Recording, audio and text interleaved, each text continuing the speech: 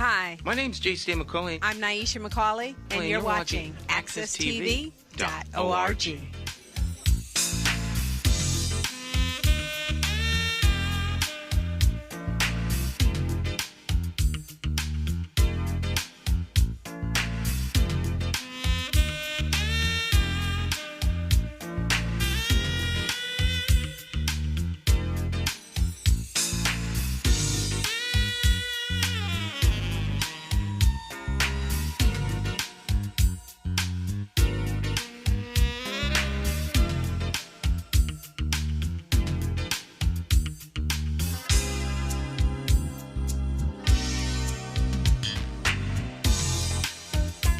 All right, my friends, once again, it's time to get our talk on. It's Morning Talk with me, your host, J.C. McCauley, inviting you to sit back and relax as we get our Monday morning fix of interesting conversation. I have with me a couple of heroes of talk. We've got the one and only Jonathan Small and Vicky Fennell. So let's get them on board. Miss Vicky, we'll start off with you. How are you doing this morning, Miss Vicky? I'm doing pretty good. A little cold out there this morning in Hartford. It's 19 degrees. I don't do too well in the cold. Got to move fast. 19 degrees. Woo! Bone chilling. Bone chilling cold. Yeah, and I got my green tea here to warm me up. Green tea. Always. Any crumpets, cookies? Anything No, like that? but maybe later on in the week. Stay tuned. All right. Well, we got Jonathan Small here as well. Jonathan, how you doing? I'm doing okay. You doing okay? You doing okay, Jonathan? Doing okay. Huh? You doing okay? Cold doesn't bother me. All right. Cold doesn't bother you. How did you watch any football over the weekend? Oh, definitely. Good game. Well, one was definitely a great game. One was an okay game. I mean, the first game, Tampa Bay and Green Bay, was an excellent game. A great game. Great game. Great game. And then the second game kind of it got off to an interesting start. Then Kansas City just put them away. So yeah, a little frustration on the part of the Buffalo Bills. Huh? A season of almost victory kind of boiled over in the end. It's about to have unsportsmanlike conduct. Empty the benches, kind of like baseball there, or hockey. Yeah. It's frustrating at times when you're getting close. It's very emotional. Exactly. But the game really wasn't that close. I mean, that might have been part of it. Why, too? You can't blame the referee for a bad call or anything like that. You just lost. You lost. Yeah. Losing is not – people don't like to lose. I mean, losing's not – it's not fun to lose. So but the NFL has exactly what it's been hoping for, this drama with Tom Brady versus Patrick Mahomes. Oh, that's a drama in the making right there. Hopefully it wasn't in the making. But, that's a drama in the making. Young African-American upstart. It was because he's where Tom was when Tom got started, and then the oldest living legend on the battlefield, on the gridiron. He just made plays. I mean, even if Tom is older or old, I mean, he's just making plays. I mean, people put so much emphasis in that. It is unique when you've been playing at this length of your career and you find yourself, at his age still on top of his game. And they say at his age, I guess, because most people stop before they get to his age, but he has wisdom on his side. I don't care how strong and young you are, absolutely nothing beats wisdom and experience. Right. I mean, the kid may be sharp, fast. He can run the ball to the end zone himself on any occasion. He's capable of doing everything except having 20 years of experience. But he's excellent, though. He can make plays. He can do everything. He's won the Super Bowl already. So, How many Super Bowl wins he have? Patrick Mahomes? He has one. One. What about Tom? Tom, terrific. Tom has, I believe, 6. Tommy, terrific. Been in how many games? How many Super Bowls? He's been in 9. This is the 10th Super Bowl coming up. 10th Super Bowl. 10th Super Bowl, yeah. For Tom, terrific. He can do everything except fly. Well, the interesting point is now New England, he left New England, and he takes the team to the first Super Bowl. Well, not Tampa Bay, not first Super Bowl, but he's taking Tampa Bay back to the Super Bowl in his first year. Yeah, and they weren't doing so well before he came. They were like one of the worst teams.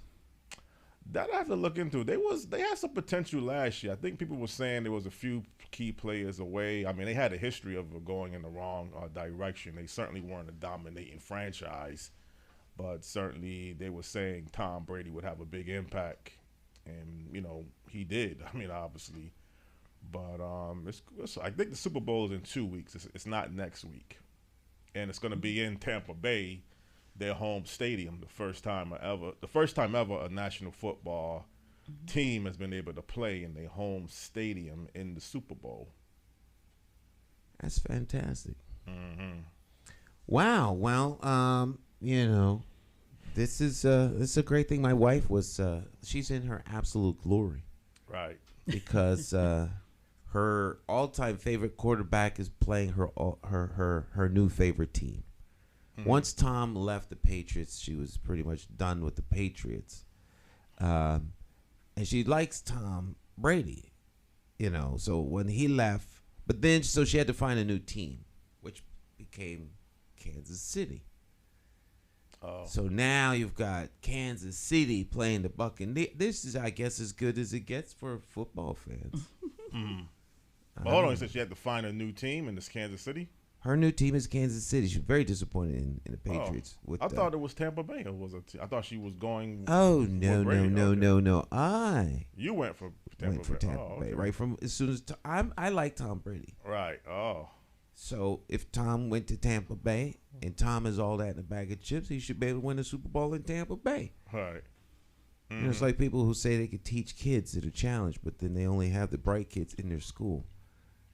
Right. If you challenge, go get the kids that can't read right. Do something with them. Right. You take the cream of the crop, all the talented 10. You ship them into the city and pack your school with them, and then you talk about what a great job you're doing. That don't cut the mustard. Mm-hmm. I don't know. So, Miss Vicky, any football? Well, I understand. I was going back and forth. I think I saw the last bit of the Kansas City and Buffalo Bills, and I saw the part where there was a unsportsmanlike conduct. Yeah. Mm-hmm. At the end there. But I thought about you when you said last week. You said that it was going to be Tampa Bay and Kansas City Chiefs. Oh, I did say that? You did say that. Okay, I think you did. And I said, I think he's right. Mm-hmm. Mm-hmm. Yeah, I had a feeling that Kansas City was going to be one of them. That coach, he's won a couple before, if I'm not mistaken, right? I know he won one last year. Last year, yeah. He used to coach the Philadelphia Eagles. I don't know if he won with the Eagles. I don't think Andy Reid won the Super Bowl with the Eagles, but he won one last year. Yeah. But he's a good coach. Mm-hmm. I say, if you make it to the Super Bowl, you got to be on top of your game. Mm-hmm. Yeah. It wasn't a shocking. I mean, I really wasn't shocked that Tampa Bay won. I mean, I thought the Bills were going to give Kansas City a better game. That would have been a bigger surprise if Buffalo would have beaten Kansas City, but I thought the game would have been a little bit closer and more competitive. But Kansas City just was a little bit too much better for Buffalo on that particular day. But, Well, it's a game for us. For them, it's not a game. It's real, and that played out on the field near the end as the frustrations of winning season came collapsing down on them. So onward we press. But it is Monday, and since it's Monday, we always like to give you the honor. So, Jonathan. Okay, I appreciate this. I appreciate that. This morning on Morning Talk with J. Stan McCauley, we have a singer-songwriter who puts out positive energy, and she has lived in different parts of the United States. She's has a real interesting life about her, and she seems to be vast abreast on many different topics, whether it's education, history, business, obviously the music industry. So the guest this morning on Morning Talk with J. Stan McCauley is singer, songwriter, from Denver, Colorado, Such. Good morning, Such. Hi, good morning, y'all. Okay. Good Appreciate morning. it. Good morning. Good morning. Good morning. It's kind of early out there, Such. It is. Listen, it's a 2-hour time difference. I appreciate it. Hope you got your coffee there with you. I have water. Okay, very good. I'm not a huge coffee person, but I should have had some chai tea. That sounds Chai is good. Such, I did indicate that you reside in Denver, Colorado, but actually you were born on the East Coast. Could you kind of let people know a little bit about your background before we get into this program? Yeah, absolutely. So I was born in Boston at Brigham and Women's Hospital. So I grew up on the East Coast, Massachusetts, and also Long Island, New York. And so, yeah, I mean, I grew up, my dad's a pastor, grew up in the church. My parents immigrated here from Haiti, so I consider myself to be Haitian American. And yeah, I think that's like a quick little summary. Well, you missed a few pieces out. I mean, you did live in Chicago. You also went to school I did live in Chicago, California. and I went to, yes, and I went to college in California, in Riverside. Yeah, so I guess I have lived in a few places. You did. Yeah, you have, exactly. So basically, what was it like growing up in different, well, I guess the East Coast first. I mean, what was it like for your lifestyle growing up in that, I don't know which particular era that you grew up in, but what was it like overall just growing up on the East Coast? It was great. I was born in Boston, then we moved to New York, and I lived in Long Island up until I was 12. And I totally loved the New York experience. I mean, we didn't live in the city, but it was extremely diverse. My best friend, she's Indian, and we have been best friends since we were 4. So I grew up in a very like diverse neighborhood, and I absolutely loved it. Then my dad got transferred to Massachusetts. So not to Boston, but like in the boonies of Massachusetts, like Lancaster, Massachusetts. A lot of people have never heard of that place. They're usually like, oh, Lancaster, like Pennsylvania or California. But it was in Massachusetts where there was only like one flashing yellow light, just to give you an example of how small it was. And so I literally went from a very diverse environment to being like one of 3 Black kids in a whole school. So I feel like those years were very formative for me. All of it was, in a lot of ways, like my middle school and high school years. But I always went to church in Boston, and was always very ingrained in the Haitian community because, there are lots of Haitians on the East Coast. Yes, it is. Not as many in Denver, but there are more than you think. Have you ever visited Haiti, the country of Haiti? Yes, I have. Actually, before I was a singer, I was actually a nurse. So when the earthquake hit Haiti in 2010, I went down there like about 10 days after the earthquake hit. And that was actually one of the major moments that I think set my life on a different path. Like that's when I realized like, life is short. I've always known music is my thing. I think now's the time to do it. So my nursing journey, my musical journey, they're so intertwined. Well, you have this name or this title name, Such. The first thing that comes to my mind is Sting, the singer from the Police group. Yeah. Where did this name come from? Such is your title name. When I decided to become a singer, I knew that I wanted to have a name that was my name, but not quite my name. So my full name, my name is Sulfrance. My last name is Charles.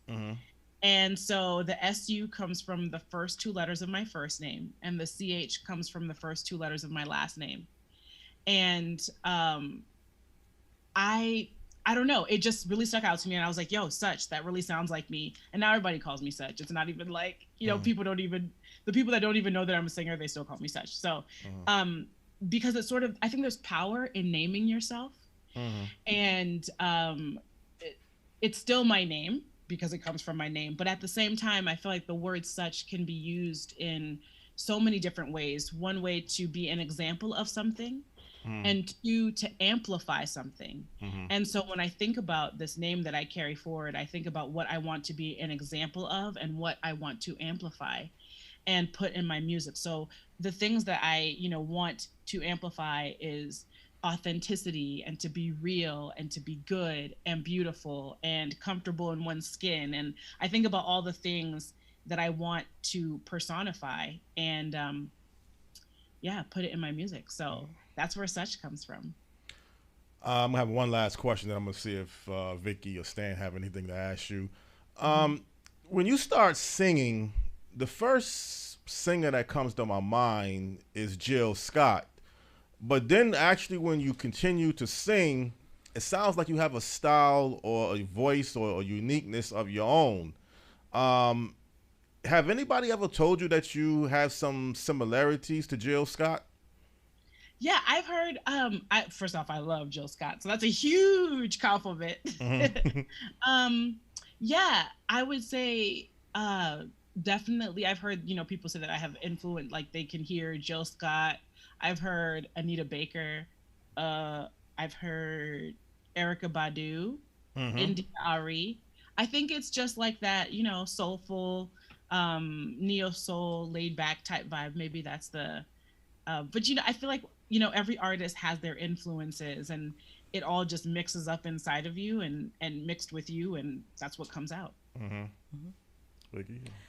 Yeah, how is the pandemic affecting how you perform? You would perform, I assume, in clubs, live audiences?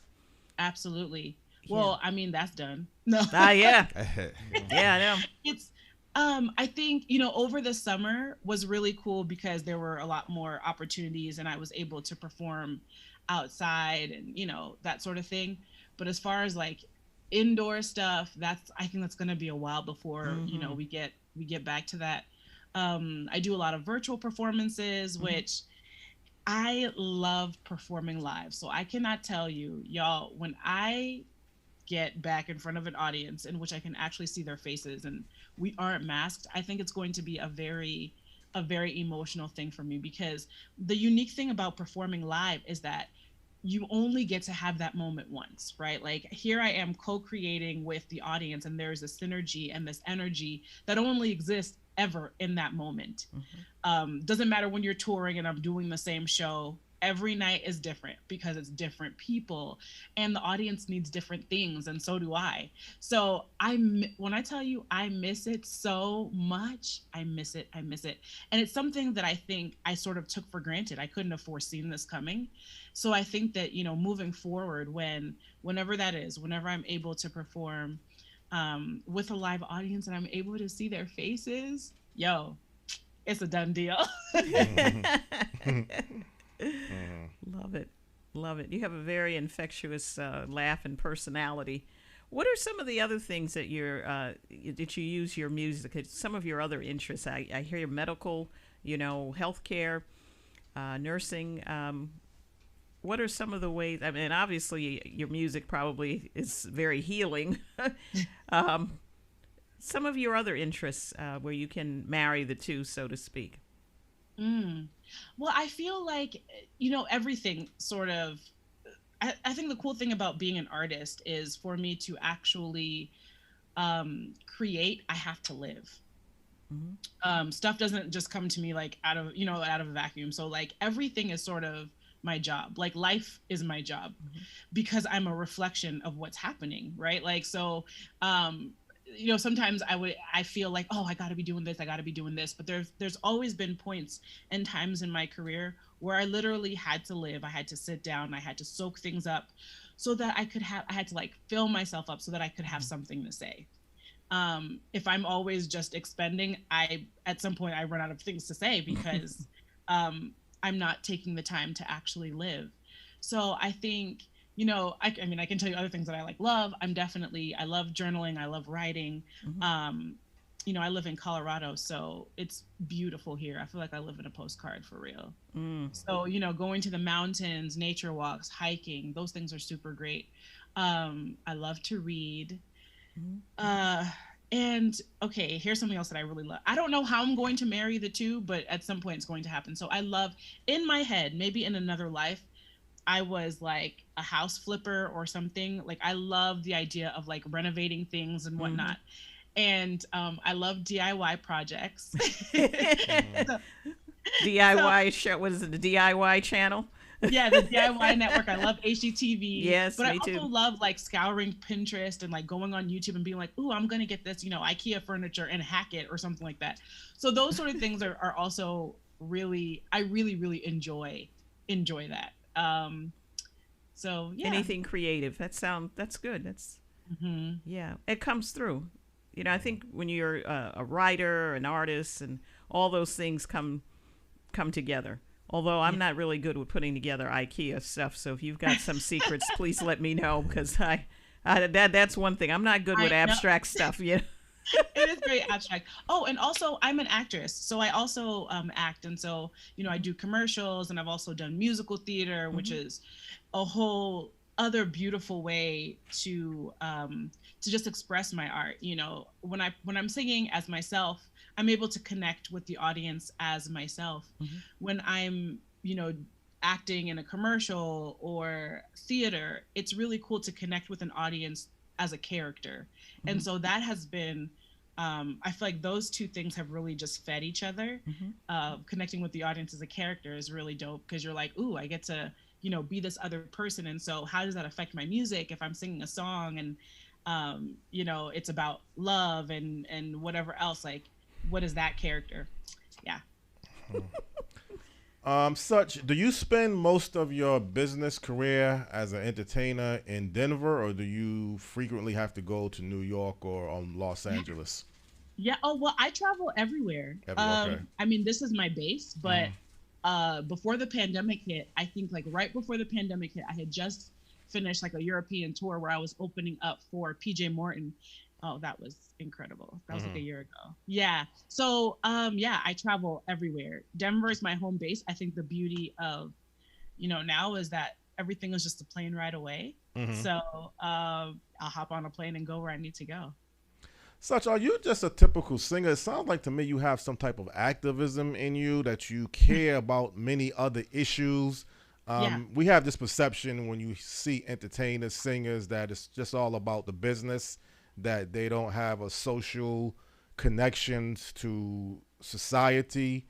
But you seem, and I don't know you personally, but it just seems like what I've been able to find out about yourself is that you are very concerned and passionate about many issues throughout the country and throughout the world. Absolutely. I think that it's sort of the duty of an entertainer or an artist to be able, like, we're sort of the how do you say, like, the conscience of people. Like, we're the ones who are supposed to remind folks of, like, yo, the stuff that is messed up is messed up. Like, it's supposed to bring you back to that. So I feel like I would be remiss if I didn't do that. I am a human just like everybody else, and these things affect me. They affect me. They affect the world. It's hard to try to just say, well, this is the box that I live in, and that's where I must reside. I believe that I have a platform for a reason. And just like, I was given a voice, I think we've all been given our gifts, that it's not just this thing that's separate from us. I think, these things are just basic, like human, social injustice. That's part of showing up for humanity. So. Is there any particular cause or any particular issue that you that stands out for you right now, or is it just different causes or different issues overall? My most recent album, which came out, before all the things that happened as far as like racial injustice and all those different things, although racial injustice has been happening, before it really got, came to the forefront with George Floyd and Breonna Taylor, is entitled Wide Nose, Full Lips. So I feel like the 2 years or the 3 years that it took for me to write the album, I really was in a space in which I sort of dug deep and was thinking about all the different messaging that I had received about being a Black woman and what that meant and how I wanted to show up in the world moving forward.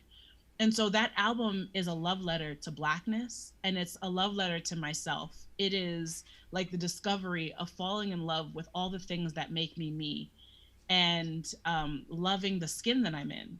So that album was released not knowing what was going to happen in 2020. And so just thinking about that, I feel like this is the time in which it is so important for people to understand like the systemic oppression that exists here, and that it's not just, oh, pull yourself up by your bootstraps and whatnot. And so, yeah, that's something that I'm extremely passionate about. I mean, there's a lot that's going on. And I feel like it is my duty to just not stand idly by. And 2020, I think, was such a monumental year because we couldn't run away from things. I think before, none of the stuff that happened is new to Black folks, right? Like, I didn't have my white friends calling me when Philando Castile was, murdered on Facebook. And I remember watching and literally just feeling like my heart was being ripped out of my chest, right? But now, now, because they didn't have to, because they didn't have to know. They lived in a different world. And I feel like what the pandemic has done is that it has brought our worlds just a little bit closer, in which people didn't have the luxury of turning away because they couldn't. They literally couldn't. So, yeah, I'd say, this is the time. Such, do you find a collaboration with other entertainers in the music business or the film business that have the same, well, not the exact same, but somewhat of the same mindset that you have about many issues outside of the music industry? Yes, I really do. And I feel like people have become a lot more comfortable too with speaking out. I think it feels like a lot of things have come to a head. You know what I mean? Whereas in people who normally wouldn't have said anything because they're like, yo, I'm not trying to get on. I just don't want to be perceived in a certain way or whatever else. Like, a lot of things have hit home. And once again, I think it has to do, it's really intertwined with the pandemic. I don't know that these things would have happened had there not been a pandemic, where you just couldn't escape the reality, or you just couldn't, for us, it's not that we escaped the reality. I think we've just learned how to cope with it. In a way in which we're like, because we have to function every day. I was talking to a friend of mine. I was like, if we had to literally talk about all the microaggressions that we receive on a day-to-day basis, like, I think it would drive us crazy if we literally like had to delve into every single little microaggression. So Black folk are really resilient. We are able to, still kill it. After, like, seriously, like, if you because sometimes you just have to think about like how, like, the microaggression after microaggression, the not even microaggression, the aggressions, and yet we're still able to find joy and peace and succeed in so many different ways. So I think that I think people are now really stepping into their truth and realizing that now is not the time to be silent. And it's a really beautiful thing to see. It is. And that's why I'm like, it's cool, because I think there's always been this separation. Maybe more in the recent years, I feel like, Marvin Gaye's and the Stevie Wonders, like, it all was intertwined, where people are like, oh, well, of course, if you're a singer, activism is part of it. Like, it's not even like a thing. But I feel like in recent years, there was like the separation, like, oh, you're that kind of entertainer, the one who like also is an activist. Right. Now it's like, I think it's just, it needs to be the norm. Because we're all here, we're all human, and I don't feel like activism is this extra. It's part of who we are. Well, actually, activism is who you are. You're not doing it just because a particular incident has taken place. Right. You just feel like it's your duty, from what I am picking up on, and it's your personality and your makeup, and probably a little bit of your Haitian background, because you've done something many people can't do, and many people haven't been to Haiti. And you've been able to do that. And also, you've lived in different parts of the United States. And you just seem like a person that's well grounded in many different areas. But I think for people who don't know particularly much about your music or your sound, I kind of pick up that you have a sophisticated music sound. and it's almost like the saying grown folks music.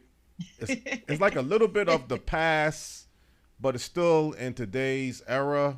Mm-hmm. It's like I pick up a balance. Like you can listen to your music and kind of be reminisce about the older days of music, but still be into this particular era of music.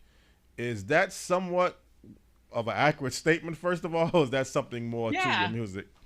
I do think that's pretty accurate. I think one of the coolest things about being an artist and being able to like release music at different points in your life is that literally as the listener, you are on this journey with me. Like you're able to grow with me as I too am figuring out my sound, right? Like, you know, sometimes we get like annoyed with artists when we're like, oh, they totally sounded like this in their first album. And then what happened with their second album and third, you know, it's because like we are on this journey too, figuring out like, oh, let me try this. Let me play a little bit with this. Let me see what feels good. And I think that I am, you know, with each album, with each release, I am becoming more and more like myself and learning who I am as an artist. And it's awesome to go on a journey with people and not just be, you know, doing this by myself. And so, yeah, I think that, you know, when I think about my influences, one of my biggest influences when it comes to music, and this is because when I was 6, I'm just going to tell you this. So one of my biggest influences when it comes to music is 90s R&B. Mm-hmm. And the reason why is because up until I was 6 years old, 6 or 7, we were not allowed in my household to listen to any secular music. Mm-hmm. I had told you before that I grew up, my dad's a pastor, I grew up in church and whatnot. When I was 7, my house burned down. Mm.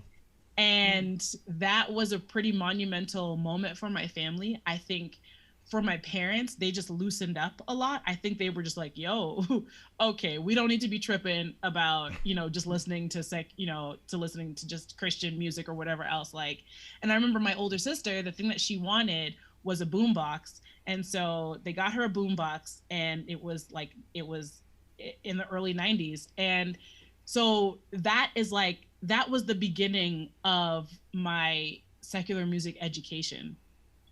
And so when I think about that time, it just brings back so much nostalgia. And I think that I definitely pull from that a lot when it comes to my music. And I pull from, you know, the times in which I can remember things, like the first time I heard Jill Scott, or, you know, I love Maxwell and Music Soul Child.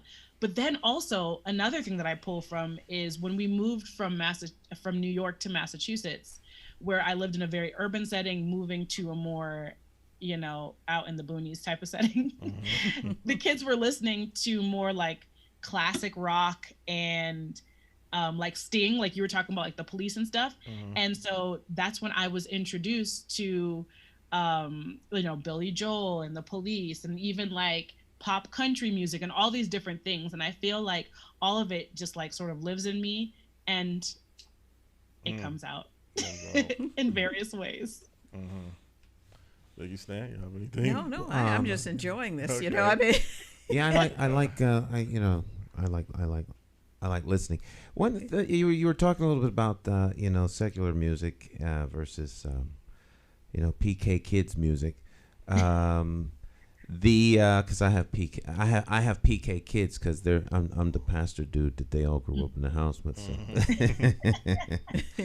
so you know, in Christian circles, or I mean, say music circles, I have a lot of friends in the music industry.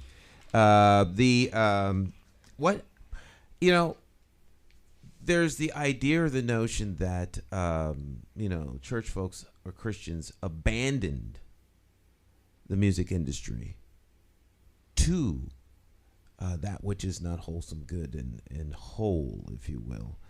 And I always said that what the music industry needs is more people of character, conscience, and moral rightness, because in the absence of that kind of mindset and spirit, darkness is all that can prevail. So you know, as you write your songs, what element of that foundation of coming from a you know, a household where your father was a pastor and your parents were very involved in the church, how does that influence your music? Yeah, I definitely think that, I mean, that has to do with my roots, you know, and that's how I was raised. So I feel like it's ingrained, it's in me.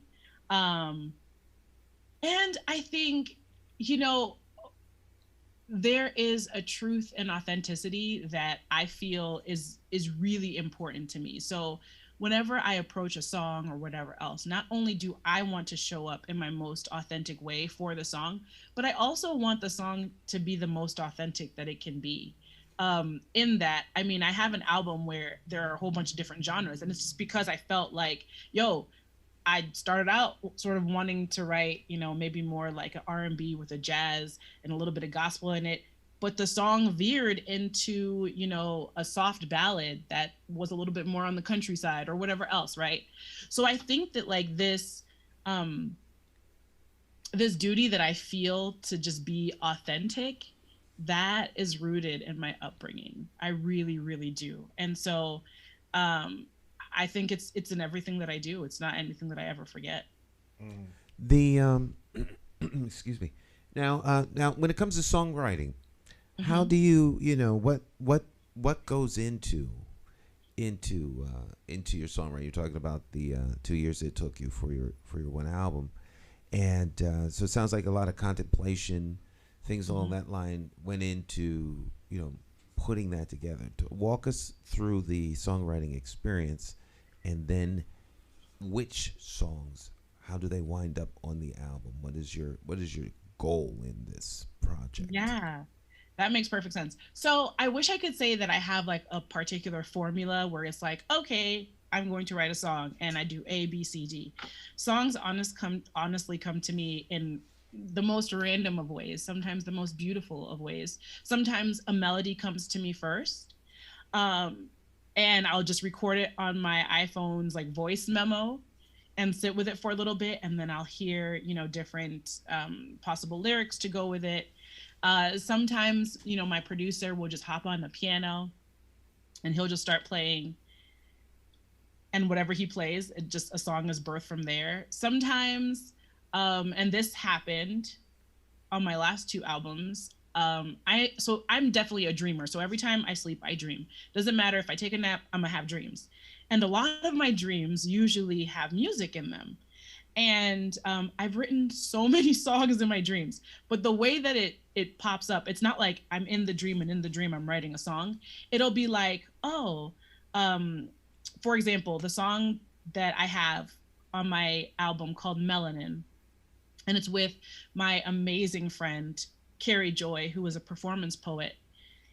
The chorus, which is the part that I'm on, was literally in the dream. I was walking down the street and I passed a store that had like its door open, and that song was just playing from the store. Okay, like literally. And so I remember waking up and being like, because the melody is do do do do do do, right? So I woke up and I immediately was like, I need to record this in my thing, right? Or there have been times where I'll go to a concert in my dream, and an artist that I'll know will be singing a song, but it's not their song, it's a song that I've like created. So part of me feels like maybe the reason why I get songs and dreams so much is because when you're in your dream, you just there aren't all those, inhibitions that happen like when you're awake, where you're like, oh no, let me stop this flow because this lyric is whack or whatever else. It's more like I just feel like inspiration can hit because you're just, in a dream state. Mm-hmm. So that happens. Sometimes I ear hustle when I'm like, at the store or whatever, and I hear somebody's conversation. I'm like, ooh, that sounds like a good lyric. Or reading a book. I mean, I think the most fun thing about being a songwriter is that anything and everything is your inspiration. Mm-hmm. I've written songs while going on walks. It's I mean, yeah, in any way, honestly. So yes, songs can come from dreams. They can come from a melody first and then into a lyric. And like I said, I try for it to be as authentic as possible. Like, what is the song trying to be? Because a lot of times I feel like songs sort of exist in the universe and I just have to be on the right frequency to grab it. Like, it's there. I just need to tune into it. Right. So, and then you ask about like, how does a song make it onto the album? The last album, you know, was definitely more thematic. It was definitely about loving myself, loving being Black, and just loving all the things that are the skin that I'm in, right? So I tried to make it holistic about like, you know, love, and so like, you know, Black love, and melanin, which is about, you know, loving the skin that you're in, and wide nose, full lips, that's about it. And so it was just, it's what felt right. And I guess that's the beauty of being independent, that I can, you know, I have more power, and I'm able to curate things a little bit more. And yeah, because there are so many songs that literally don't make it. Okay. But then they might make it some other time, or it might just be a single or whatever else. I really do my best to trust my gut on these things. Yeah. Such, I don't know exactly your music. Who is your music or producer for most of your albums or your songs, before I ask this next question? Yeah, his name is JC. And I also have a band. Their name is 440. So a lot of the process when it comes to this, which is really cool, is a lot of times JC and I, most of our songs are birth piano vocal.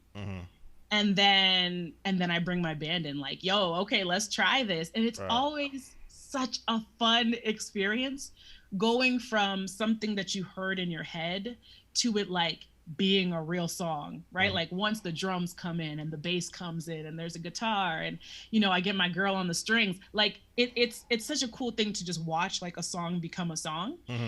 And then, you know, the pinnacle of it is performing that song. Like there's always like live in front of an audience, right? Like there's always that moment where, you know, it's your first time performing a song. And that's always like, okay, it's a song now that I've performed it.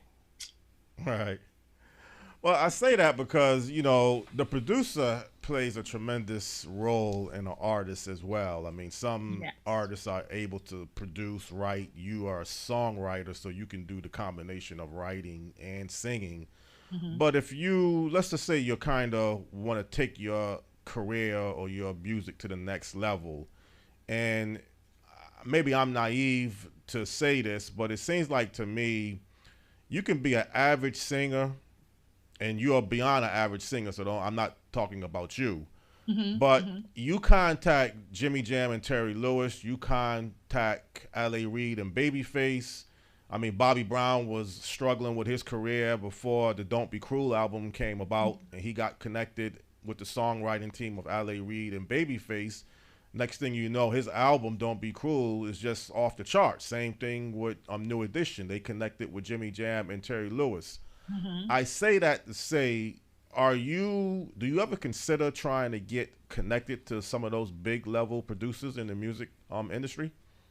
Yeah, I mean, I feel like so much of what my story was sort of birthed out of necessity. When I first decided to become a singer, like I reached out to people and I was like, I can't afford this. Like they'd be like, yo, it's going to be 10 G's per song. I was like, that's not happening.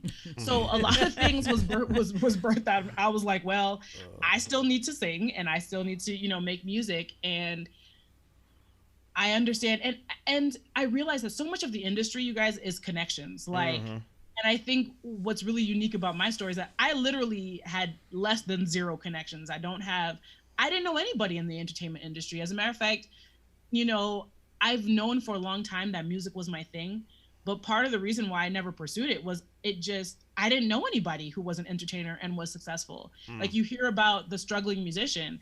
I didn't know actors. I grew up knowing pastors, teachers, doctors, lawyers, like nurses. That's what I knew. And so it makes a big difference. Like I think about my son, like, you know, he wants to be a drummer and he wants to be a pianist and whatever else. And those things were never really options for me because I never saw it. So I think, you know, when it comes to that, I believe that,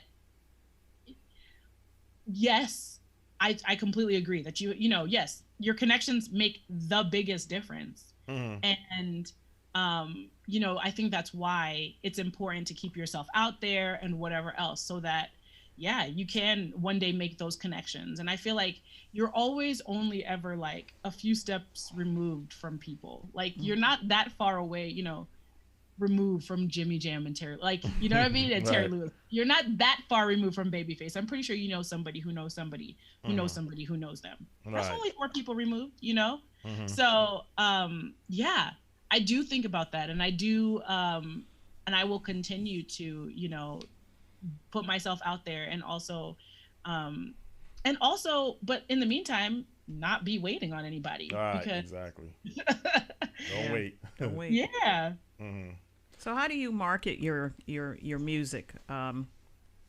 It's because it sounds like, are you an independent artist? Yeah. Or are you okay? I'm an independent artist. Okay. So, so of course social media plays a huge role. I have a PR person. Basically I have like my own team of folks, and it's just on a smaller scale. Right. But yeah, social media, PR stuff, releases, press releases. Yeah, the like. So before dark, Yes. can we play that? Of course. All right. So let's take a short break. We're not going anywhere. We're not like breaking. All right. But in order to play the music video, we gotta go to the video.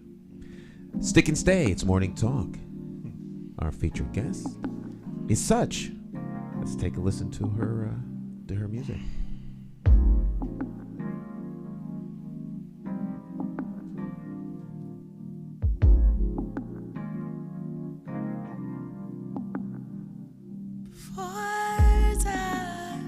Can you hold me in your arms one good time? It'll be a while before your skin touches mine. Before dark, pull me close against your chest. Can you feel my body saying yes? Before dark, can you whisper softly in my ear? Say things only you and I should hear. Before dark, one last kiss, one last touch, one last bliss, one last love. Before dark, one last kiss, one last touch, one last bliss, one last love. Before dark, caress my face with your sweet hands. Can my wish be your command? Ooh, can you run your fingers through my locks? Love me deep and make time stop. Make time stop. Be mine till we say goodbye. Baby, you can treat me like I'm your prize. Before dark, one last kiss, one last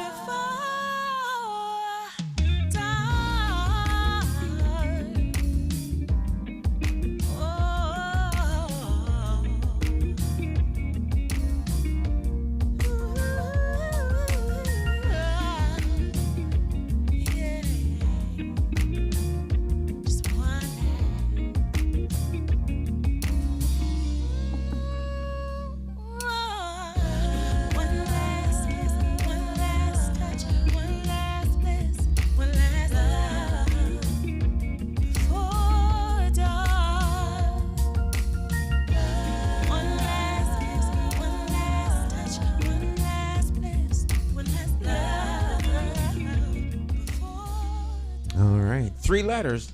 Wow. Wow. Yeah, exactly. wow is right. Love it. And I actually sent that video link out to several people last Really? night. Really? Well, not several, but a few different people last night with this artist. So I thought that was Send one of that out to somebody but we'll get off the air. That's right. Okay. That can go a lot of different directions. Yeah, that's true. I'm not easily impressed. Uh-huh. That's impressive. Very much so, yes. That was hot. That's nice video, nice arrangement, nice mix. I mean that was 2019. Wow, that should be a hit. I mean, that should be like an international hit. Yeah. No, I'm serious. Yeah, I like it. That's. Do you notice the song blends with the video? If you really look at it, Yeah, kinda the blends images. together. Good videos do blend with the song. Good together the with images the are song, great. right? It blends together. Yeah. No, I mean that was good. That's that is that's good. Such. Where was that video shot at? It was shot in Brooklyn. Oh, Brooklyn. And Coney Island, yeah. Oh, okay. That's a nice video. Yeah. Thank you. So who? So It has a California feel to it. It does. almost. That's what I was thought thinking it was too. California. Me too. I thought But it it was was East California. Coast. The East Coast out of wow, California. to me it had a feel like in the tropics. Oh, okay. That too. But that, you know, it's subjective. You know, it depends on who's watching. Who's I guess, watching? you know. I'm thinking California. Me too. Yeah, Like California. you, California. The first thing come to mind. All right. Everything. So, walk us through that project. Through the video? Through the a little bit through the song process, and then walk us through developing the video and how conceptually what went into How all that of happens. Yeah. So one thing that I was super wait, let me go back to like the how Before Dark came about. I actually was one day just hanging out with my producer, and we were like, oh, let's just throw out titles. We do this sometimes. We're like, let's see if we can write a song based off of a title, right? So I don't even know, but I said Before Dark, and he was like, oh, I know exactly what that sounds like. And I was like, what? No, you don't. And he's like, no, I know exactly what that sounds like. And he hopped on the piano and started playing those chords, and I was like, oh, that does sound like Before Dark. I was like, how is that possible? How did you do that? So, it was the that's what he started playing, right? And I was like, what? That doesn't sound like Before Dark. So the song is basically about when I was in college, I was in a long distance relationship. And I don't know if you guys have ever been in a long distance relationship, but when you guys do see each other, there was just a sense of urgency that happens where you're like, yo, I got to get everything in because I know I'm not going to be seeing this person for a while. And so that's what Before Dark is about. It's like this, I consider this song to be like a warm, delicious hug. Because that's what it feels like to me. So that's like the background of the song. When it came to the music video, I really wanted to be intentional about, I wanted to have a Black female director. In the previous videos, I'd never had a female director. And also because of like the direction of this album, I was like, I really want a female's take on sexiness and on sensuality versus a male, because there is a difference, you know what I mean? And I wanted it to be sort of through a female's lens. And so I put out a call on Twitter. See, this is why social media is dope. And I was like, yo, any, women of color, Black women, music video directors. And so there were so many amazing women who were like, yep, me, or they, people were suggesting other people. And so I ended up going with this incredible lady named Vina, and she lives in New York. And, we spoke on the phone, we chatted, we hit it off. And when she heard the song, she was like, yo, I know just the place for this to be shot. And I was like, what? And she sent me she sent me the visuals, and I was like, oh my gosh, you are right on point. And so that's where it came from. And I said, I always want there to be like a cool outdoor shot or something like that. And so, that's where. Wow, it's really nice. That I put you on my list with Jamiroquai and No, that is Yay! that's my latest YouTube discovery. So now I'm gonna have to go through all of your albums. I mean, that was really Yeah. Right. that was really good. Well, Stan, it's no secret, I think, maybe to some people, that one of your favorite artists, if not your favorite artist, is Sade. Is her name? Yeah, Sade. Sade, Yeah, you she's in that. She's Yes, in that very much category. so. Oh, that yeah, is a she is. huge What? compliment. I love Sade. Listen, is something Sade else. is Yeah. she's magic. Okay, she just sprinkles all the. She's great. Oh my gosh, I love Sade. Yeah. The yeah, that was. I'm sure the audience is wondering. Stan is speechless. It's, Yeah. yeah, that I'm impressed. Very much I'm so. impressed. That's really good. That's good. It was good. Fabulous. That's the first time I heard you. I'm looking at yeah. I said, well, let me look her up. Yeah. I'm sitting here looking up and I was trying to find a video. So I found the video. But that's really nice.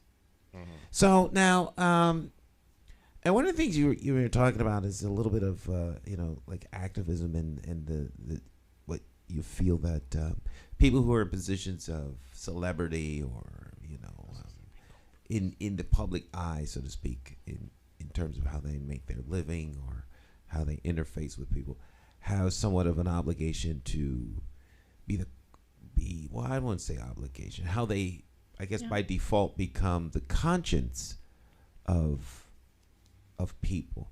And I guess with music and television, people gravitate to things that they like in terms of words and even like movies and things like that. Kind of become like extensions of who you are, or vicariously through the song you're making your own messages. So how do you see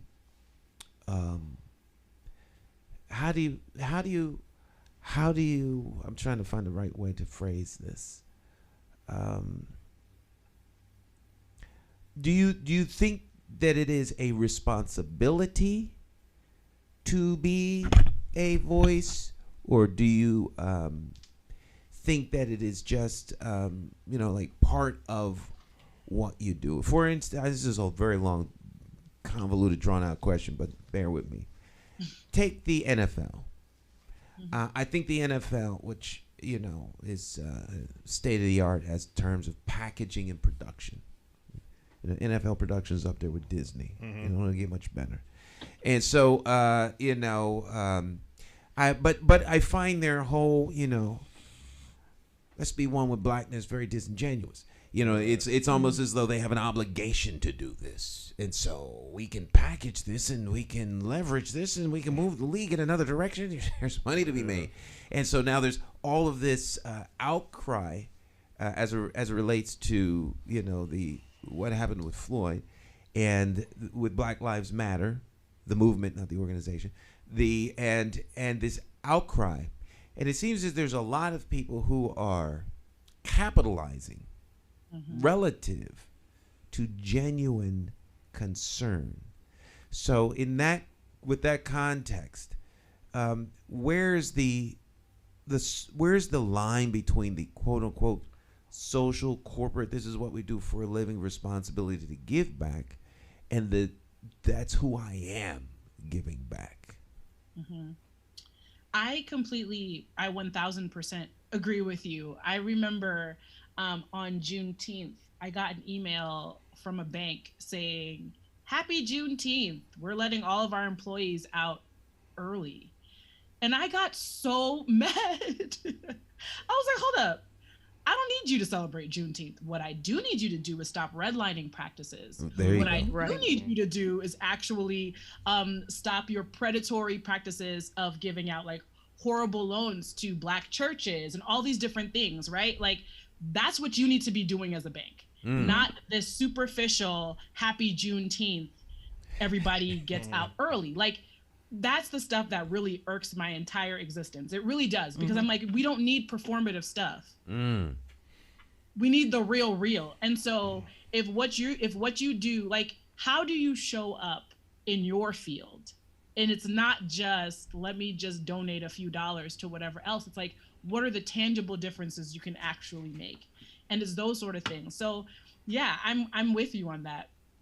I don't think we need performative things right now. We actually need real things. Like, so if you're not genuine, don't do it. Cause it's not like people can't see through it. Right. Like people can see through the NFL. It's not like we're like, oh my gosh, they really mean what they're capitalizing.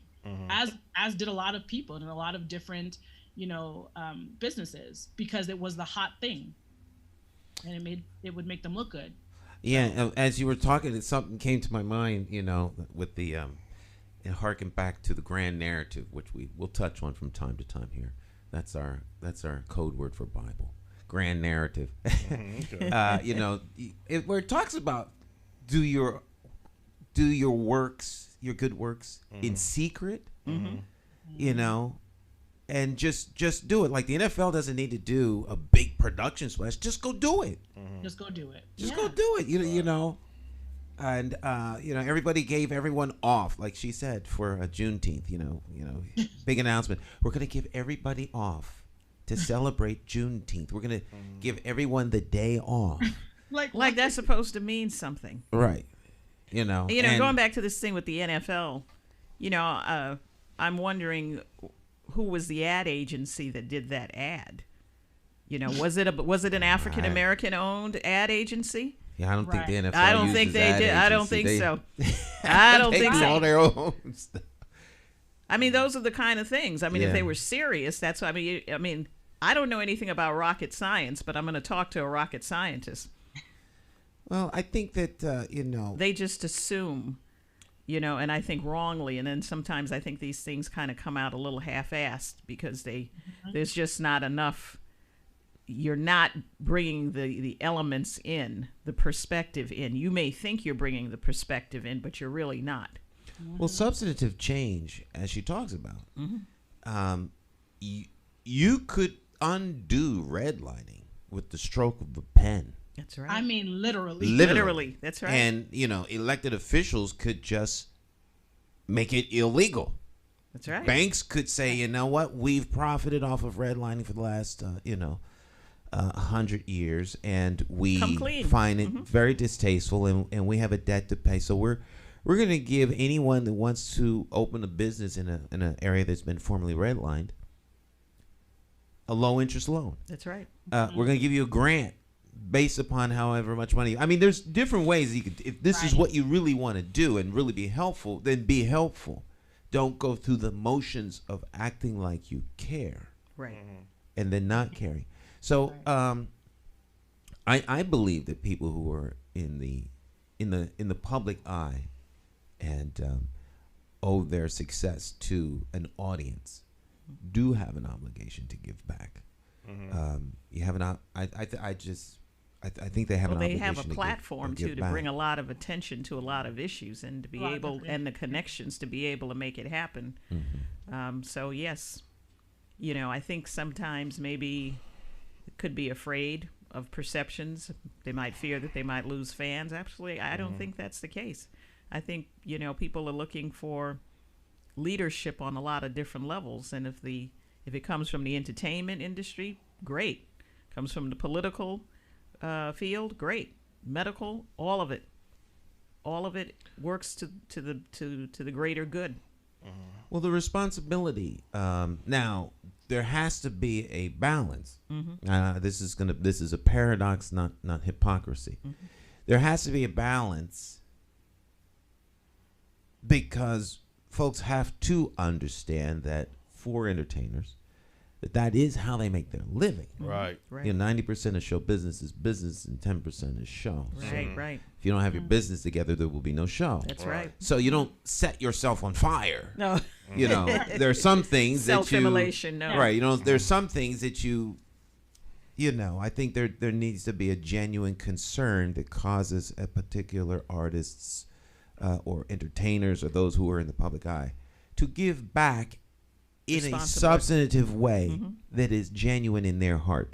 That doesn't mean that you're always going to agree with what they align themselves with, but I think it's important for for people, artists in particular, to give back, but at the same time, there needs to be a defined. There needs to be a realization, and this is on the artist. There has to be a realization in a way that they can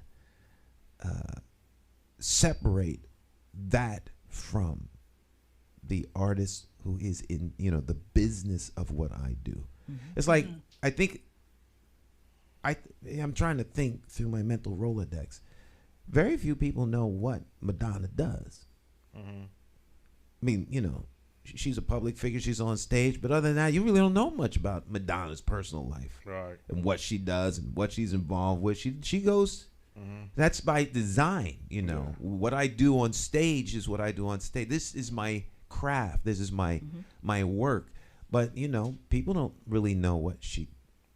Maybe I don't follow her enough to know. But if you get my point, I get your point. But let me also say beyond Madonna, it wasn't until after Prince had died that I didn't realize, just by listening to the media, that he was very serious about movements and substances throughout the country, and what entertainers and people in general should be doing. I mean, if you weren't talking anything serious about making some changes about what's really going on, he really wasn't interested. But the perception about Prince was he was just a wild entertainer. I mean, he was talented beyond means, but like he really wasn't involved or concerned about issues beyond just the music business. You thought I think the perception was that it was a detachment there. Detachment, yeah. Right, but it was he very really involved. wasn't. Very involved. Very involved. Very attached. But I didn't realize that until after he passed away. They started mentioning that's who Prince, was about. I mean, that's what he advocated for. I don't know how come the media, maybe I missed out by not listening. How come people didn't realize that about Prince while he was actually singing as an entertainer? Well, it wasn't publicized. Media perceptions are different. It also depends on the media that you're listening to. I mean, certainly the white media would show him in a certain way, mainstream media, versus African American media who would show him in a different light. So I think it's the coverage is dependent on the outlet. Well, how much of the veil do you open up? Where is that line between what the public can know and where the door is closed? Right. Everybody deserves a personal life and a private life, and Everybody I does. think that with artists, there's just so much that they give. They're constantly giving of themselves that at some point you have to say, okay, I've given all I can now. Leave me alone. Leave me alone. I need my space.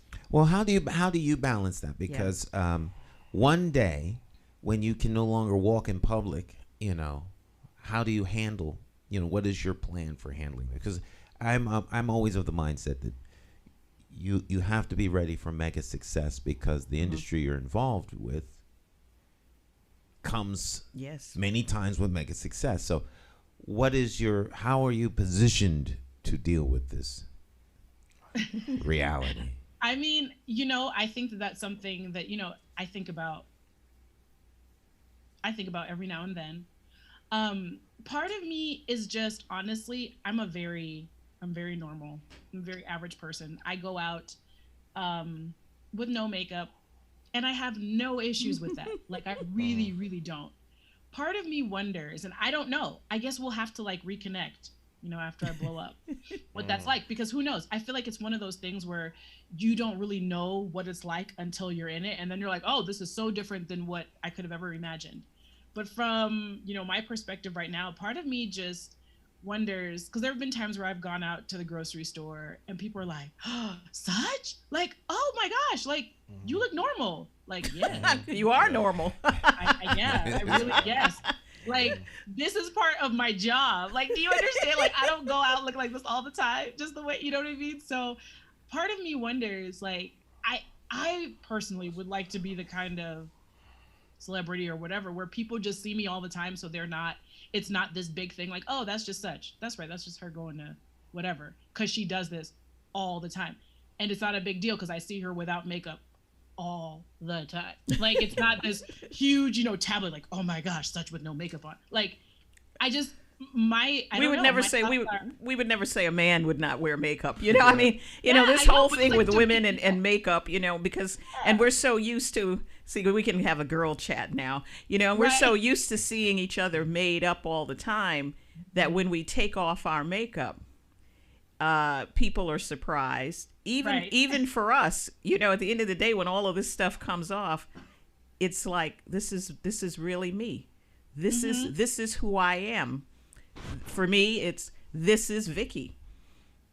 And so with that, you are who you are. You're because when we put all of this on, we're doing it to make ourselves look attractive.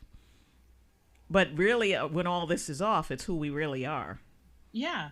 And the reality is that, like, this is me, and also me without makeup is me. And that's right. I'm completely 1000% comfortable with both. Right. So I just feel the guys don't understand that. Yeah, I feel like people are gonna be tired of seeing me. They'll be like, "Oh, she's always out and she never wears makeup." Yes, I just don't. So, you know, you should see the expressions of the guys that are here. I'm just loving this. Stan is looking like they really talk like this. I'm looking like keep your mouth shut. Keep your mouth shut. That's the best thing. Don't say nothing. Don't say nothing. Yeah. You guys, it has really been such a pleasure. Yes. Thank you so much for having me. Really, I've enjoyed every second of this conversation. Much success to you. Well, you're doing a great job. Much success, continued success, and we'll look forward to hearing your new music. Please let us keep us in the loop. I'm actually working on a music video right now, so it will be released probably within the next month or so. So I'm gonna let you know. And also, do you guys have like my social media handles or anything? I'm super active on social media, so if you reach out to me, I will really respond. So you can find me at Instagram at I am such. IAMSUCH. You can find me on Facebook if you just search I am such. So facebook.com/I am such. And my website is iamsuch.com. And on Twitter, it's @such. So. All right. And also, one last thing. If you're ever visiting the East Coast, don't be a stranger. I know you've been through this area. You know this area, New York through Boston. Hartford is kind of right in the middle of New York and Boston. And special thanks to Kevin Harewood, great referral contacts. He's an excellent business person, producer. He was a guest on this show a few months ago. So you have a real good company with a powerful person like him. Yes, he's amazing. Best manager ever. Listen, I love Kevin. Oh, you can't go wrong. I don't need to connect her. She's already connected. She's already connected. All right. All right, my thank you very much, and Godspeed. Thank you. Thank you. All right. Such, you can find her online. I am Such. Great. She's on YouTube, Spotify, and of course, she's got her social media handles. So check her out. All right. Well, so how did you find her, Jonathan? Well, that was through Kevin Harewood, as I just mentioned. Oh, okay. So he connected you. He connected. We was talking about this a few months ago. Oh, okay. He wanted to do something close to Black History Month, February. And it just happened that I didn't have a guest, and I was running out of time. So let me pick up the phone, call Kevin, set the whole thing up. Didn't realize this person was going to be in Denver, Colorado. I'm thinking of the East Coast. And it was just perfect timing because I do have a guest very tentatively scheduled for next Monday. So I didn't want to put Kevin off, and he helped me and I helped him. So it was a great collaboration. But it was good. Very good. You know, we need like a breath of fresh air, you know. Yeah. So much serious politician. Well, last week we had Congressman Larson. That was a serious show. Yeah. I'll lighten it up a little bit, lift the load. Yeah. And still put out a pretty good, message too. I thought it was. I enjoyed conversation with her, but the music is fabulous. Fabulous. Well, I love music anyway, so this was right up my alley. All right. Well, let's press our way on. Take our 9:30 break. Piano, Mr. Donald Vega. Mr. Donald Vega on piano. Let's go to the I think 2016. At the bass, Mr. Yasushi Nakamura. Jazz. Yasushi Nakamura is at the bass. Greater Hartford Festival of Jazz. We'll be right back. And on the tenor and soprano saxophone, Mr. Keith Loftus. Keith Loftus at the saxophones. And at the trumpet and flugelhorn, Mr. Freddie Hendricks. Freddie Hendricks.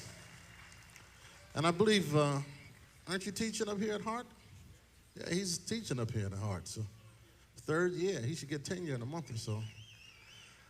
But we're going to continue with the composition that was written for Mr. Elvin Jones by his brother Thad, and this is something called Ray L. Thank you.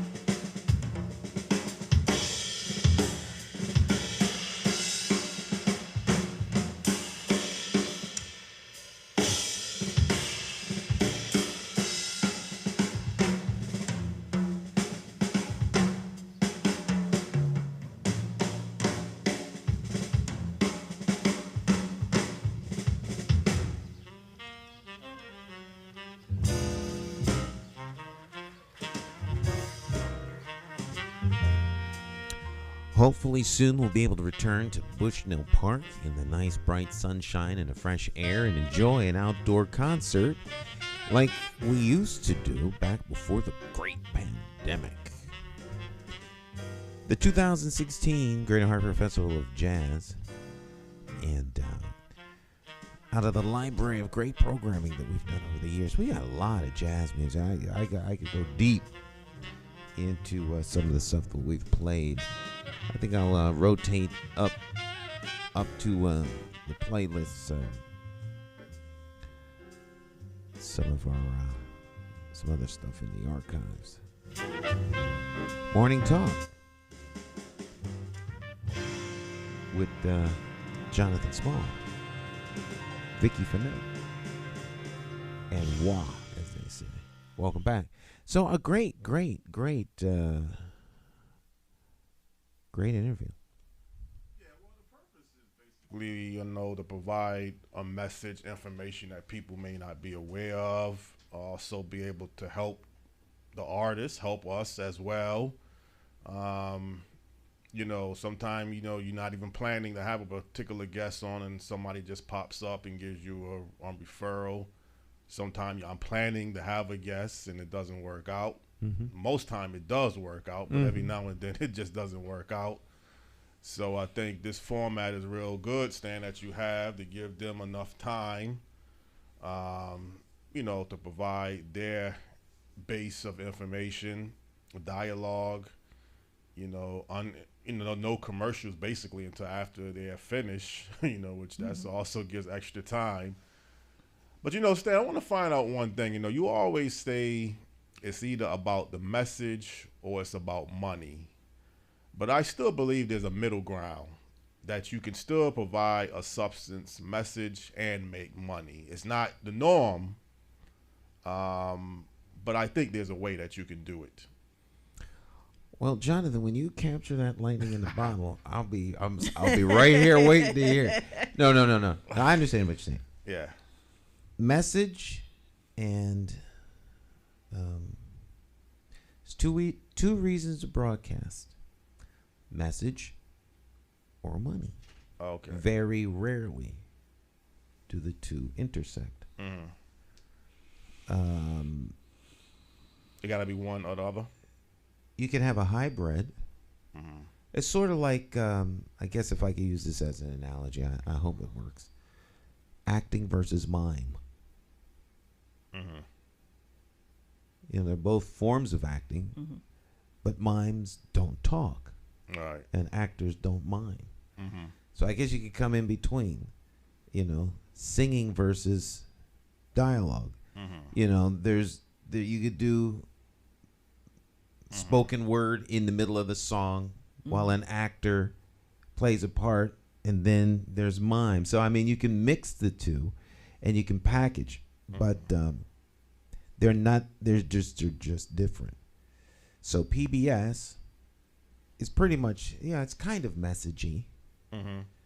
But if it wasn't for government underwriting, they wouldn't be on the air. They just would not be on the air. And Golf Channel, I don't mean the Golf Channel, Back 9. Remember Back 9? I remember Back 9.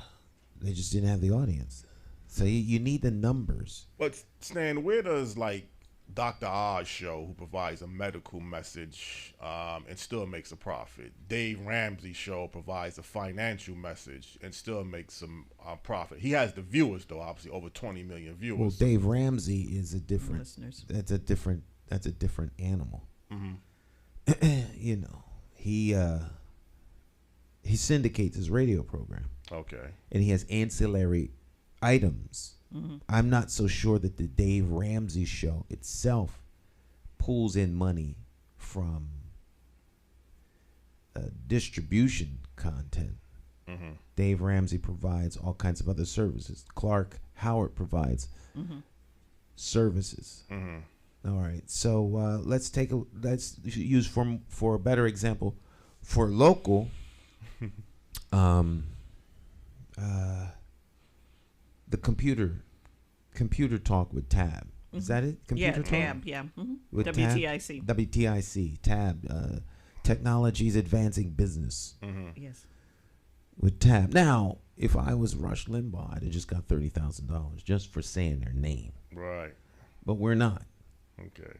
So we could make money if we had the kind of viewers that when we drop names or bring on artists, we would get paid to do. It's not maybe necessarily that we don't have the quality. We just don't have the audience. And some would say, well, if you had a different type of program, you'd have a better audience. Right. So you could do that. You could get more professional on-air talent. Right. You know, so you start pulling in people like Todd Feinberg's. Todd, you a good penny. Yeah. Okay, so those people bring listeners because they're experts at what they do, and then their platform. So if you're on like a 50,000 watt flamethrower like WTIC, you're the largest voice in the state of Connecticut as it pertains to radio broadcasting. Everyone wants to be there, so they need A-list talent, Right. to sustain their program. All right. As long as you don't bite the hand that feeds you, like some people on the air, you will remain on the air. Because this is a serious business. They're not playing. If your numbers start to drift, or they'll get, it's not personal. It's like the new product on the shelf. But for what we do, I mean, if we did, if we had naked people doing interviews, we Skyrockets. we skyrocket. And people have approached us with these kinds of things. So, I mean, there's always a way to draw an audience, but those things then start to compromise your message. Right. All right. If you talk about substantive things, you're going to limit the audience because everyone doesn't want to hear about kind of stuff. And then like Tavis Smiley, he's in the second largest media market, and he's on PBS as well. Not anymore. Not anymore. But not anymore. He's Tavis, off. Tavis been gone, right? Yeah. Oh yeah, he's been gone for a couple of been years gone. now, right? Yeah. But I mean, he did establish a market for a length of time. But I guess I understand what you're saying. Well, Tavis Smiley was black, and PBS needed someone of color to be on the air. Right. And so was Tavis. Now they got this guy on at nighttime with the news program. Well, I won't even go into that. Who is that now? Oh, Okay, don't mention it. I haven't even watched PBS I don't even watch it. in a long time. I don't so watch I'm the kinda out of the touch. we nighttime. watch PBS. We watch PBS. I like PBS, but I just don't. I don't the nighttime stuff. The news we watch. We watch. I mean, we watch. That's the only channel that's on in the house, really. Okay. Right. PBS. Yeah. We actually have cable, but none of our televisions are hooked up to it, Okay. except the one here in my office. So that I guess from time to time, if there's a need, I could. But we don't watch TV. Right. The girls watch the educational programming on PBS, but everyone's on online. Right. So those people are finding it harder and harder.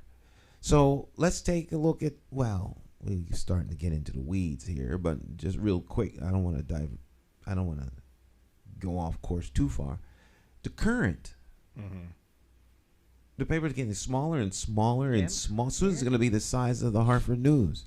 Oh, jeez. Yeah. Or maybe 8.5 by 11. Who knows? It'd be a news flyer. But the Current and newspapers all over the country are under tremendous stress. The Current, in fact, I posted something on my Facebook page. They went down from 400 employees to 52, and people are bailing out left and right because they're not. There's so much. Digital media. I mean, obviously people. Right. So I mean, online. the medium is changing. So just because you have content doesn't mean people are going to watch it. Doesn't mean they're going to gravitate to it. Right. So if you can draw an audience, then you can make money. It's really that simple. Right. How do you draw the audience to what it is that you're selling? So you can sensationalize it. You can. This is why news is so crappy today, because they started chasing after the dollar instead of presenting the news. Let me ask you a question. You know, the whole attention last year was to move or be part of the WKND, whatever name that they call it. It might be a different name beyond WKND.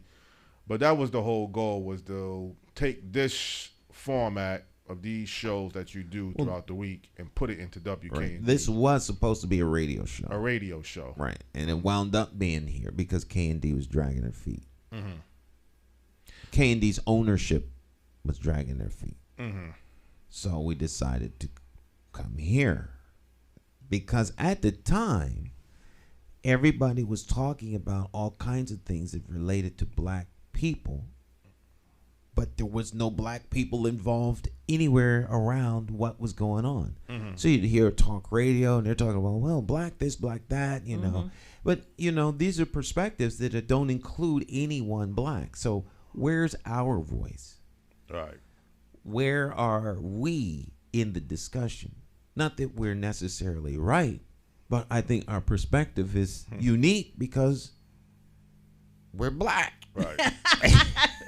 It does make a difference. It makes a little bit of a difference. If you're going to talk about things as it pertains to people of color, where's our voice? Where are we talking about political things? Where are we talking about what's going on in the city? Where's our perspective? Where's our input? Where are the black folks asking questions to Congressman Larson in a public forum? Right. There aren't any. There is no black radio, black press, black who are asking substantive questions. In fact, they can't even get into the governor's news conference. Right. Yeah. That's bad. So, and we could get into the governor's news conference. We could. I know either myself or someone from our interest could do the governor's news conference every Monday. But, you know, we ain't making no money. Yeah. That's right. You know, I mean, how much time can you give to informing people at no, I mean, at a loss? You're at the very least you're losing time, and that time could be monetized doing something else. Right. Exactly. So there's a cost involved, and so we're, you know, if we could make money. When we make money. When we make money, it'll be because we have listeners or supporters who want to part coin. Right. And the best we've determined over the years is that if you had a minimum of 300 viewers at any one given time, that's the minimum threshold you need to make money. Minimum of 300. Okay. That's what our producers and feedback have discovered over the years, as people have come to and sought to make money. But that's difficult only because there is no predictable next show. What is the next show? Yeah. What are we going to talk about tomorrow? And is everyone interested in that? Right. So you have to then start. You really need to go into full-scale production. Producing shows. Right. Crafting shows. All right, so a restaurant that has a menu does better than a restaurant that just is there. What do you guys got on the menu? What do you want? You don't have a menu? No, we cook whatever we feel like in the day. I'll come back here. They don't even know what they're cooking. So, I mean, we're very much in the moment. We don't have the wings or the support of a big network. Right. Who is leveraging 500 stations and putting commercials on all 500 stations so that the talent is worth its weight in terms of salary because it becomes part of a big thing. So entities like K&D's never made money. Right. Never. K&D has always lost money. Always. It's always been a loss. They make enough to pay their staff, but that generally was coming out of other areas of interests because there just isn't wide enough penetration into a unique audience to sustain them with revenue dollars. Everyone that listens to K&D listens to Channel 3 or listens to TIC. So if I'm buying ad time, I've had plenty of people, very good, close friends of mine, tell me straight up, Stan, I love what you do. I'll support what you do, but I can't spend any ad dollars there because my return on investment isn't there. That's a business decision. Supporting you because I like what you do is not a business decision. That's a decision that we want to support you. Right. Right. It's really so like you two here are philanthropists, as am I. So you're supporting this effort by your presence. And you got now, if it was a business decision, you wouldn't be here. Right, because there's no pay. Because you get paid. I mean, this is not rocket science. So, I mean, and then our listeners are those people who are interested in information that we produce. Right. It's not, we're not here looking all chopped and blocked, beard all crisp and, trying to look all. You have to make, I guess, a major mindset decision before you get into this. You and Aisha, when you establish this network, you have to know that if you don't get the advertisement, the subscribers, you're not going to make any money. But we didn't establish this to get the advertisement. For that, right. We established this to give back to the community. To the community. That's what, and you always say that, too. Right. This is our get from the day one when you walk through the door. You're the longest person here. Right. Well, Russell was right behind me. Russell's way behind you. He's way not behind right me. behind He's you. not right. He's way behind Russell you. was close behind me. Okay, no, Russell's not close behind you. Okay. No. You are the reason why this studio is in this house right now. Because of you. The calling constantly, calling you on WKND radio. All right. So I have the equipment. Put it together, put it to use. I mean, I can sit around with the equipment and the capacity to reach out and give voice to the community, like WQTQ or WTIC or RTC rather, or WWUH. That's kind of more where we are, but we're a visual medium in the same league as WRTC. WRTC. Right. We're not. What's that other show? I forgot the guy's name. It's like a public affairs show. It's close to 90.7. I can't remember the person's name. It'll come to me. But we're not in. But we're more into the WRTC league. Well, I mean, like Stick up in Springfield. WTCC. Yeah. Okay. Yeah, that's a community base. Right. RTC, WWUH. Okay. University of Hartford. Yeah. What else? Trinity College. Trinity. That's RTC. What's down in Wesleyan? That's WESU. WESU. Middletown. Yeah. Middletown. They're great voices, great people. Jackie Peart, all these people who have done Ernie J. I mean, you can go on and on with all the different people who over the years, Thought Power Crew. Thought Power Crew never got paid a dime. Right. Well, a lot of philanthropy. Yeah. Right. But that's how local radio always is. Is there the capacity? I guess QTQ probably comes the closest to making any kind of revenue because they are over the edge when it comes to, kind of like a wink, wink, nod, but they clearly are doing advertising. They shouldn't be. But because it's a school station, the city owns the license, people. It's not like they make it it's not like they're taking money from any of the competition, so no one really says much.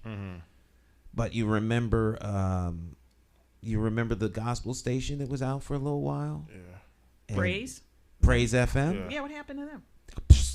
Praise FM would break a little bit of little rules there for the FCC. They snatched their license. They banned them from being on. They will never get a license ever. Station that comes to mind, I was thinking of WNPR. We're not in that league.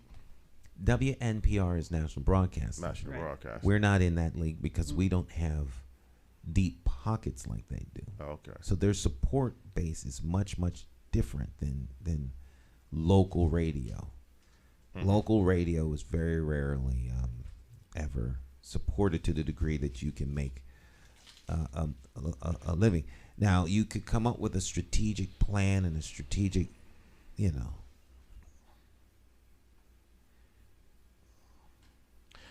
Stan, I think the big picture beyond just the network making money is the community needs to be able to uplift and make money. I heard you talking about this a couple days ago. I think it might have been Friday's show. You was talking about the way to turn your dollar around in your community.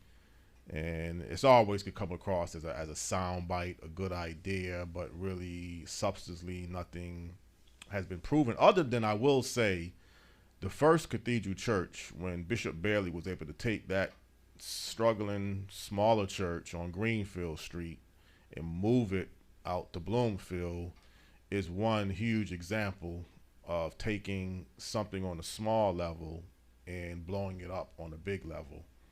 And I guess the capacity is there. It just hasn't worked for whatever reason. I don't know. I won't get into. You won't get into I that? won't get into. But you can't deny the results, though. You can't deny it. However he Yeah, but got it I done. don't think people understand how churches work. Mm-hmm. Most people don't understand that. Right. A lot of church folk don't Don't understand it. Yeah. unless they're in church leadership. You ride there's what I call waves. You can ride a wave as long as the wave is there. Once the wave collapses, you can start paddling that surfboard into flat water. Mm-hmm. Churches have cycles, like the Puerto Rican Day Parade, the African American Day Parade. Mm-hmm. So, once upon a time, the African American Day Parade was big. There were bands coming here from all over the South, and marching bands, the HBC. Now, where are they now? Mm-hmm. They're gone because that which sustained it is gone. Mm-hmm. So if you have a church that's very popular and it grows and it keeps growing, it's growing, the church grows. Right. Problem is there's nothing to keep the youth here. Right. Yeah. So then what happens? The youth grow, you have great youth ministry, and then the youth starts going off to college. Mm-hmm. And when they go to college, they don't come back because they're trying to live their lives. Yeah. All right? Then the parents scale down, Right. retire, move out. So what's your 20-year window in projection? And as it relates to, your church growing. Church grows, but it's unsustainable when you're given the population that your mega church is in. I'm not speaking of any particular churches in this area. I'm just saying. So I don't care whether you're, out on the West Coast and you KC Price. If you have a mega church, is the mega church sustainable? Can you replace the parking lot 10 years from now? 15 years from now? Nice metal roof, but, metal ain't last forever. Start getting a little oxidation and rust up around places. It's very expensive to start replacing stuff. Infrastructure, systems start breaking down. AC needs to be cleaned, needs to be replaced. This is not an airport supported by municipal taxes. This is an entity that's supported by the members' donations. Churches are not businesses, though people were sold on the idea, the notion that we should run it like a business, therefore it will be a business. It's sustained by the membership. And if the membership starts retiring and moving out of state and moving to Florida because the state you're in is overtaxing people, you got a problem. Yeah. These are the realities of trying to sustain. You might do some things like having graduations, this, that, and the third, but people don't like churches, so they're gonna be mad that your public schools having a graduation in a church. So now you can't do that. Not to mention things like pandemics. So people don't think long term. Particularly Christian folk, they like to walk by faith and not by reality.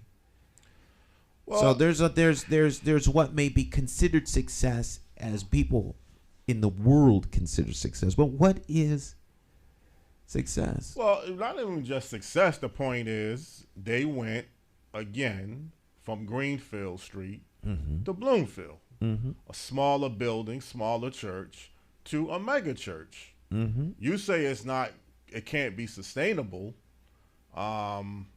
They've been there, 20 years, if not more. We've had people leave Hartford throughout the 90s. People was moving out. Right. This is nothing new. Young people not staying here. Right. And I would say it's more of the talented young people, not so much every young person. Joe Blow on the street without a pot to you-know-what and throw it out of. He ain't going to no... Those guys are here for Right. a long term. He's here long term, but he's also not making. What's he contributing to society? He's probably taking more from society. Right. I mean, he's contributing his presence, and his physically. existence as a human being, which cannot be understated. But he's not making a monetary contribution to the costs of running the society. Disposable income and paying taxes is how you financially give economic structure in your community. For the most part. For the most part. If you can pay taxes, you can have money to spend, pump into the economy. You are an asset, I would say, at least financially, to the economy. Yeah. You are not able to pay taxes. You don't have any disposable income. You really could be a liability. You would, I guess, if you do assets and profit and loss, then you would be a cost to the society, and the society takes on the burden of making sure you don't fall between the cracks. And so we want you to live and have a basic quality of life that's going to be, I would say a safety net to make sure you don't go under. Right. So if the three of us in this room, me and Vicky don't have any money, but you do, so let's go eat. I gotta flip up the bill now. Right. I mean, you could be cool with that every once in a while, but at some not all point, the time. Not all the time. At some point, you gonna be like, "Yo, man, you guys got to get your own food." So I can't keep carrying y'all. Yeah, but Jonathan, you got money. You could get rid of that big house you have and let us help support us. That's right. Yeah. But I have to want to do that. No. You don't have to want to do that. What we're gonna do is Vicky and me are gonna pass a law. Socialism. Sounds like you're talking about Take socialism. your money. Yeah. Robin Hood. Right, there you go. Yeah, slowly but slowly, this country could be moving in that direction. Now you see some of the dilemma. Yeah. You can only have so many people who aren't contributing, taking, until the system collapses. And at some point, Jeff Bezos is absolutely solvent. He could stop his company tomorrow and move off world if he wanted to. Right. Move to the moon or some country, and all of the people in his company would be now unemployed, and he's not going to be negatively impacted. So you can only grab so much from him before he says, "Well, I'm out." He doesn't owe anything to anybody. You may say he does, but he doesn't. He doesn't owe anything to anybody any more than you do. I would say the only thing he owes is his employees what they are told to do. I mean, what they made, right? They make in exchange for what they've done. He owes them. That's yes. That's the employer's first and only responsibility is to pay his employees for your time and labor. Absolutely. Yep. But this community, because I'm telling you, the country. If this pandemic, and I don't know exactly the status level, I mean, you're hearing more stimulus checks is right around the corner that, this is going to be a help, which I guess it will be a help. How much now are they talking? Is still additional $1,400 now? $1,400 I hear is still the number. I could blow through $1,400 without getting out this chair. Yeah. Okay. You need more than that. We buy a camera, and it might come close to $1,400. So I mean, $1,400 is what groceries for what 1 month. Then what? And then what? Right. The problem isn't the $1,400. The problem is that's not sustainable. Right. Yeah. And if everyone is in dire need of $1,400 now, what happens when that runs out? Right. We are the economy is in a very precarious place. And we are not addressing this as something that is We're we're putting really Band-Aids on a situation. I was just gonna say that. Yeah, You know, Band-Aids. the patient is bleeding. We're losing him. Oh, let's put a Band-Aid. Let's Right. bandage him up a little bit. And this has nothing to do with just because of the pandemic. I guess it does to a certain degree. The shelters are just struggling. I mean, they just don't have enough space. They're not putting everybody in hotels like they did last year. They can't put everybody in hotels because of the pandemic. We are very, in my opinion, we are very reactionary. The president of the United States said something very, very salient and important last week. He said, we are in a pandemic, which is an emergency, and we need to act like it. Right. We are not acting like this is a pandemic. We are not acting like this is a dire emergency. You know, what are the long-term? To me, you act like this is an emergency when you act like, what if there is no cure? Right. I don't see worst-case scenario being applied anywhere. No. I see best-case scenario being embraced, adopted, and acted on, which means you're not taking this seriously. So worst case scenarios means we need to restructure how we do everything. What is the economic impact of this spending on and on and on? I was never a big interest, didn't really care about the whole spending issue, but it's becoming very real now. You can't keep spending trillion after trillion after trillion after trillion. Yeah. It's going to devalue the U.S. dollar if Well, you continue that. I mean, you can do it. You can keep printing money, but your dollar's going to be devalued. It collapses. At some point, Yeah. yeah. Once it collapses, then the society follows right behind. Power right. systems go off air. People start stealing the copper of the delivery lines. You can't rebuild that kind of stuff. This could be catastrophic if we don't prepare people in the right way. And we have feckless elected leadership who's more concerned about their next step than they are about actually helping people. And this is This is what's causing frustrations in the country. And that's Right. locally and nationally, That's too. right, yeah. yes. It's not just limited to national levels. Locally, you can point some fingers. It's not an easy job, but obviously, you could do better than what you're doing. And nationally, we saw how it boiled over. Yeah. In a And big way. now there's a new video that says, next time we're bringing the guns. I'm like, whoa. Right, and people still Yeah. don't seem to get. There's riots going on in Portland. Right. And it's kept quiet. It's It's being kept quiet. it's very quietly. Because it was never about who became president. No. It's about changing the system, and there's people who just don't believe that that's the reality. Well, there was going to be an outbreak no matter who won, Right. because the people who are upset because no one's listening to them. The young Right. lady out there rioting, CNN was interviewing some people out there, like Friday or something like that, and she said riots are the language of the unheard. That's right. Something that Dr. King said. Riots are the language of the unheard. That's right. Now you don't consider they don't consider that the people who attacked the Capitol are unheard. They consider them insurrectionists.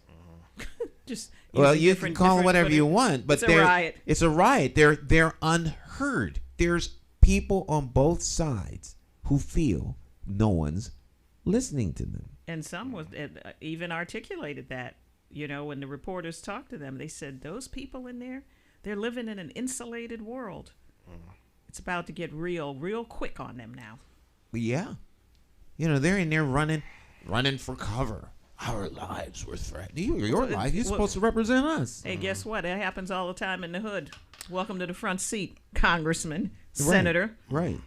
You don't get upset when people are shot in your district. Let's be honest. And then if you do get shot, if they're shot in a district, well, it's an affluent district, so therefore we have compassion by zip code. If you're in the hood or El Barrio, well, it's a vote. Yeah. Right, they're victims of their lifestyle. That's right. Yeah. There's a lot of drugs and crime. What do you expect from those people? Right.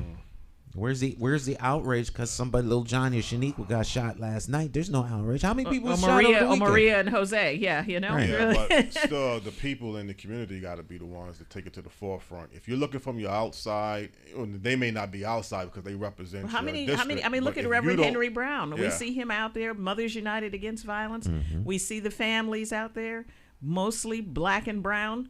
How much more do you do? No. What are you willing to do to protect those whose lives are threatened? Democracy isn't threatened. It is That not. ridiculous. Yeah. Oh, the democracy is under threat. Oh, this Democracy is not under threat. In democracy, if the democracy is worth its weight that they say it is, then It it's wouldn't have lasted nowhere, in a day. Right. It would It's be nowhere ongoing. near under threat.